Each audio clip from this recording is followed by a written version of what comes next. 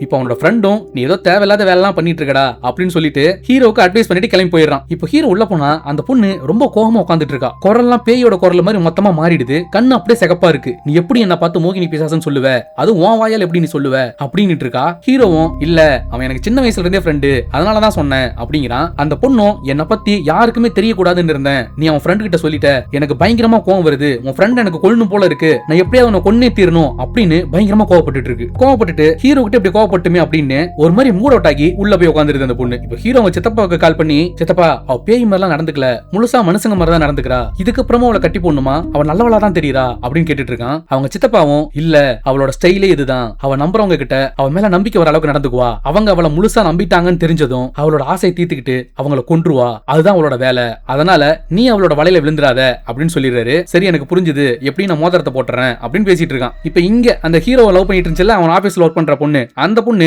அந்த ஆபீஸோட ஹெச்ஆர் கிட்ட புலம்பிட்டு இருக்கா. நிரஞ்சனியா அப்படிலாம் நடந்துக்கிறானே எனக்கு தெரியல அப்படின்னு சொல்லவும், சரி நம்ம ஃபர்ஸ்ட் போய் பாஸ போய் பார்க்கலாம் அப்படின்னு அந்த பாஸ போய் பாக்குறாங்க. அவரும் பார்த்துட்டு இல்லம்மா என்கிட்ட அவனை பத்தி பேசாதீங்க அப்படிங்கிறாரு. இல்ல சார் அவன் ரொம்ப நாளாவே ஒரு மாதிரி டிஸ்டர்ப்டா தான் இருக்கான், நான் ரொம்ப நாளா நோட் பண்ணிட்டு தான் இருந்தேன், அவன் எதனால அப்படி இருக்கான், ஏன் அப்படி நடந்துக்கிறான்னு நாங்க தெரிஞ்சுக்கணும், அதனால உங்களுக்கு தெரிஞ்ச டாக்டர் கிட்ட தான் அவன் ட்ரீட்மெண்ட் எடுத்துட்டு இருக்கான் நாங்க கேள்விப்பட்டோம், அந்த டாக்டரோட டீடைல் கொடுங்கன்னு வாங்கிக்கிறாங்க. இப்போ அந்த டாக்டர் நேர்ல போய் பாக்குறாங்க. பார்த்துட்டு அவரும் என்னோட பேஷண்ட் டீடைல்ஸ் என்னால ஷேர் பண்ண முடியாது, எதுக்காக நீங்க இப்ப தேவையில்லாம அவரை பத்தி கேக்குறீங்க, அது ஒரு என்ன பிரச்சனை, என்ன ட்ரீட்மெண்ட் எடுத்துக்கிட்டாரு, அதெல்லாம் கண்டிப்பா நான் சொல்ல மாட்டேன் அப்படின்றாரு. இப்போ அந்த பொண்ணு ஒரு கட்டத்துக்கு மேல ரொம்ப ரெக்வஸ்ட் பண்ணி கேட்டுட்டு இருக்கா. ரெக்வஸ்ட் பண்ணி கேட்கவும் அவரும் ஹீரோட ஃபைல் எடுத்து ஹீரோ என்ன ட்ரீட்மெண்ட் எடுத்துக்கிட்டாருன்னு சொல்லிட்டு இருக்காரு. அதாவது ஹீரோ சைக்காட்ரிக் ட்ரீட்மெண்ட் தான் எடுத்துக்கிட்டு இருந்திருப்பான், அதுவும் அவன் சைக்காட்ரிக் உச்சத்துக்கே போயிட்டான், ரொம்ப எக்ஸ்ட்ரீம் லெவல் போயிட்டான் அப்படின்னு சொல்லிட்டு இருக்காரு. அது மட்டும் இல்லாம அவனை பத்தி இன்னும் நிறைய விஷயம் சொல்றாரு. அது சொல்றது எதையுமே உங்களால நம்பவே முடியல, ஒரு மாதிரி ரொம்ப ஷாக்கிங்கா கேட்டுட்டு இருக்காங்க. ஆனா அவர் என்ன சொல்றாரு அப்படிங்கறத நம்ம கிட்ட காட்டல. இப்போ இங்க ஹீரோ இருக்காரு பாத்தீங்களா, அங்க நைட் ஆயிடுது. அந்த பொண்ணு ஹீரோ கிட்ட வந்து சாரி கேட்டுட்டு இருக்கு. சாரி நானும் உன்ட்ட அவ்வளவு கோவப்பட்டு இருக்க கூடாது